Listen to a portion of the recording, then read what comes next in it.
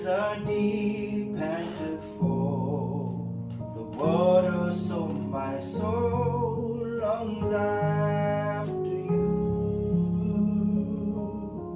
You alone are my heart's desire, and I long to worship you. You alone are my strength, my shield. To you alone may my spirit yield. You alone are my heart's desire, and I long to worship you. I want you more than gold or silver, only you can satisfy. You alone are the real joy giver and the apple of my eye. You alone are my strength, my shield. To you alone may my spirit yield. You alone are my heart's desire, and I long to worship you. You're my friend and you are my brother, even though you are a king. I love you more than any other, so much more than anything. You alone are my strength, my shield. To you alone may my spirit yield. You alone are my heart's desire, and I long to worship you.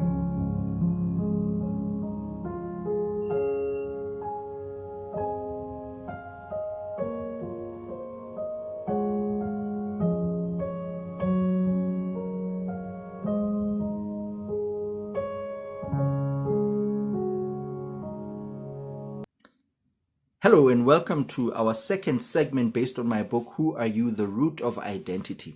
And today we'll be looking at 3 persons of interest that we are extracting from the African continent as proof positive that being from Africa does not make you any inferior to the rest of the world. The first of these is King Moshoeshoe the First, the founding father of the Basotho people. Moshoeshoe, being a person who brought together the clans that were running away from the Umfekane, fueled and fought by the Zulus, became known as the brother of peace. In fact, in the Sesotho language, we say Moshoeshoe ke kgaitsedi ya kgotso, because in everything that he did, he sought to ensure that all peoples lived in harmony. He sought to see peace across his terrain. The second person of interest is Shaka, the infamous King Shaka of the Zulu people. Although he was rejected by his father, he grew up and became one of the most valiant soldiers in the Zulu kingdom, in the Zulu army. In fact, rising to become a valiant Zulu warrior king, conquering nations and growing the terrain and territory of the Zulu kingdom. Shaka became one of those who have been recorded in the annals of history as a brilliant mind, a mind of excellence in military prowess here on the African continent. The third person of interest is Dr. Philip Emeagwali. Philip Emeagwali is an African scientist who earned himself the nickname the Bill Gates of Africa. Emeagwali dropped out at the age of 14 from school, but he still managed to find his way at the age of 17 to gain entrance into Oregon State University, where he studied his Bachelor of Science in Mathematics and subsequently gained 3 degrees, among which is a PhD in scientific computing. It is in his studies that Emeagwali was noted for his inventions, one of which he gained, or one of which he created from his study of bees. He saw how intricately the bees worked when they created their honeycombs, and he engineered a computer in 1989 that was able to perform 3.1 billion calculations per second.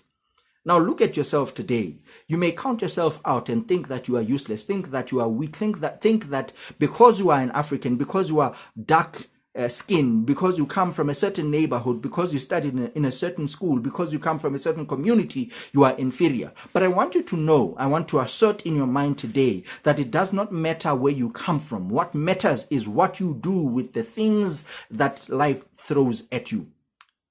English says, when life throws lemons at you, make lemonade. I say to you today, you have the potential to become the best that the world needs. I say to you today and affirm that everything you are is what the world needs today. Take your stand and take your place. You matter, you are unique, and you are unique.